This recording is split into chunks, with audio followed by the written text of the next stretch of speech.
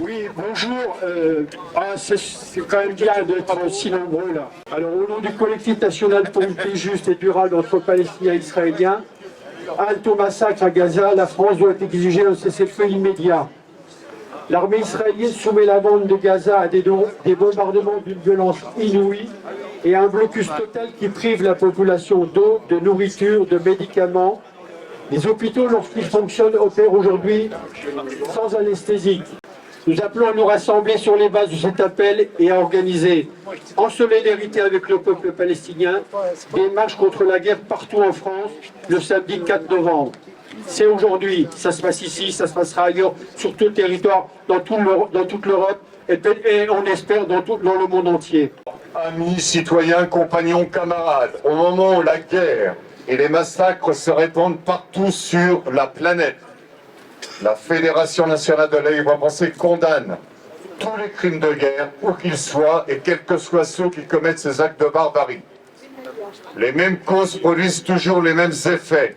La recherche de profits immenses pour les lobbies militaro-industriels amène à rendre la guerre inévitable. Tout est méthodiquement organisé pour cela. Quand la crise vient dans toutes ses dimensions, quand les gouvernements sont haïs et rejetés par les populations, pour les capitalistes et les impérialistes, la guerre est toujours la solution pour préserver leur pouvoir et leurs intérêts.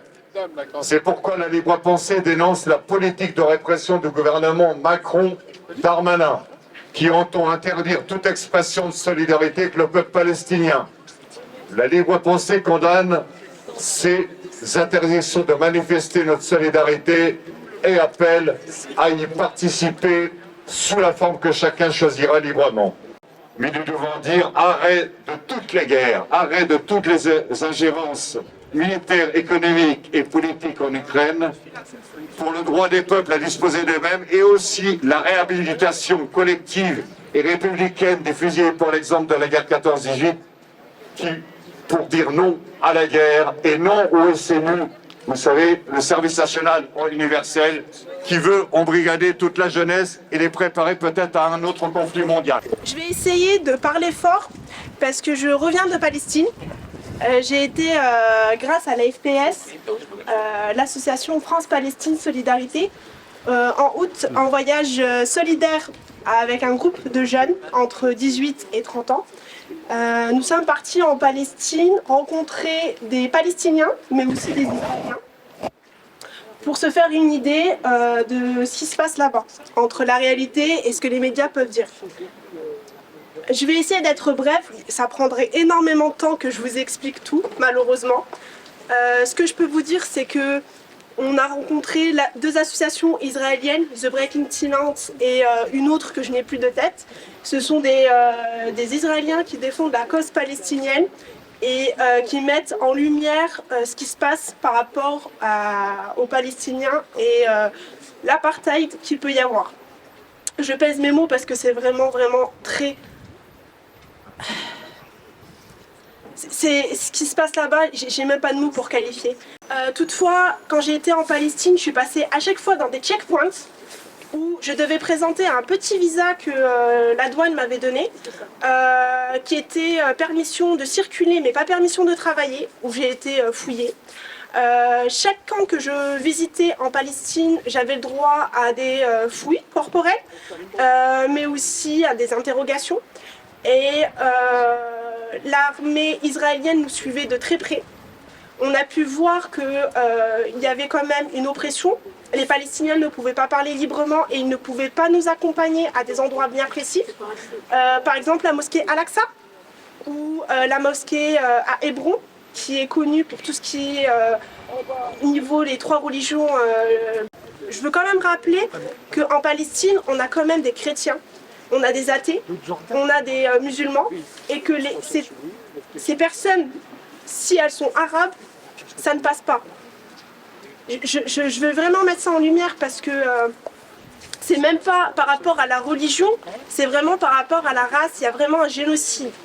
On a même rencontré des colons qui ont voulu nous nous attaquer, mais ils n'ont pas pu. Alors ils nous ont fait des doigts d'honneur, parce qu'on avait le passeport français qui nous protégeait. C'était leur manière de pouvoir nous montrer qu'ils n'étaient pas contents. Je vais juste terminer sur ça. Quand on prenait le bus, on a vu des Palestiniens du côté de Israël, entre guillemets, qui sont même pas dans les camps, qui se faisaient arrêter et qui l'armée leur demandait de sortir parce que c'était des Arabes, tout simplement. Nous, on était dans le bus et on était privilégiés de ne pas se faire fouiller et de ne pas se faire pointer une arme parce que j'avais mon passeport français et que j'avais le visa. Prochainement, je ne sais pas quand, mais tenez-vous active à notre page Facebook, la FPS et le collectif P. Prochainement, je vais pouvoir parler dans une salle. Si un d'entre vous a un snack, un restaurant où je peux parler librement, on est preneur. Ce serait chouette que je puisse parler librement, vous donner des photos, des images et tout ce que j'ai pu avoir là-bas. Je suis encore en contact avec mes amis palestiniens et The Breaking Silence. Israéliens, voilà, qui sont passionnistes et je pourrais échanger avec vous sur tout ça et je comptais aussi vous informer que pour les jeunes entre 18 et 30 ans, la FPS reprogrammera d'ici 2 ans un voyage comme j'ai pu le vivre. Israël-Palestine, halte au carnage, cessez-le-feu immédiat. En Cisjordanie occupée, l'armée et les colons se livrent à des nouvelles extractions contre la population palestinienne. Les odieux actes terroristes du Hamas du 7 octobre ne les justifient en rien. Benjamin Netanyahou et les autres responsables devront en répondre devant la Cour pénale internationale.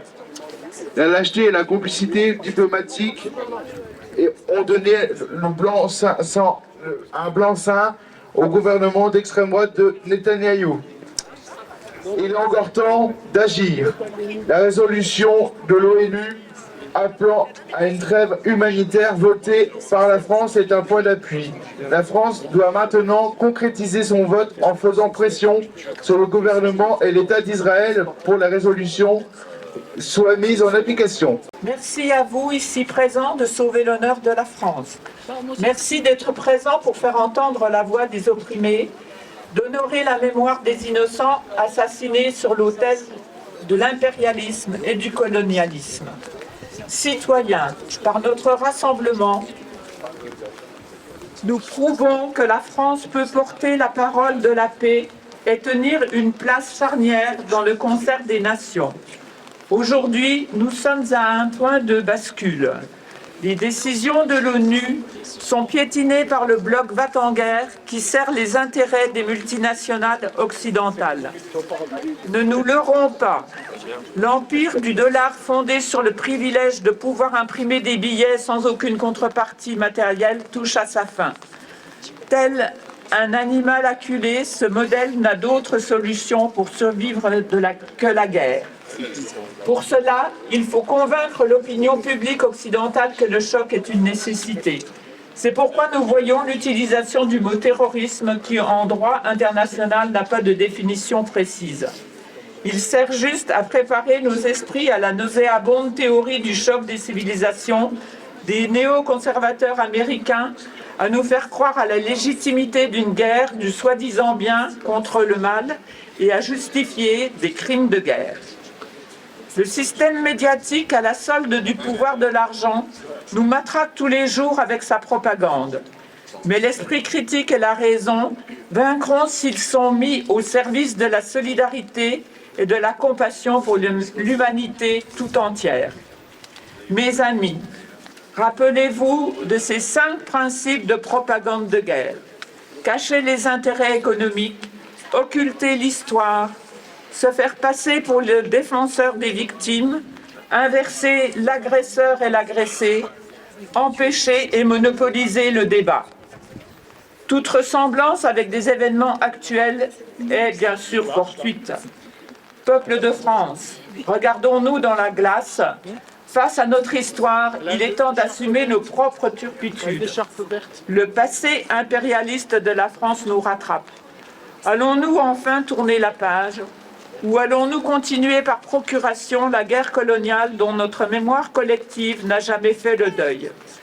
Allons-nous plonger dans la nuit et le brouillard ou allons-nous élever l'humanité vers un objectif commun? La fraternité, l'égalité pour que la liberté des peuples et des individus à disposer d'eux-mêmes soit supérieure à toute volonté d'emprise et de domination. Halte au massacre à Gaza, cessez-le-feu immédiat, guerre à la guerre.